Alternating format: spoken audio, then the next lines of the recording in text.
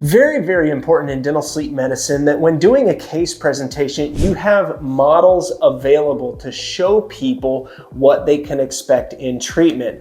Hopefully you have, a mannequin head that has possibly a CPAP mask attached to it, so you can show them the traditional option to treat their sleep apnea. This is if you're screening your dental patients. Obviously CPAP is going to be an option for them, or obviously mandibular advancement. You want to be able to physically show them, let them hold and touch the treatment protocol that might be possible for them. Obviously a sleep test and a physician is going to be able to determine that. Letting them have this in their hands is going to help them when discussing treatment with their physician who's writing the prescription.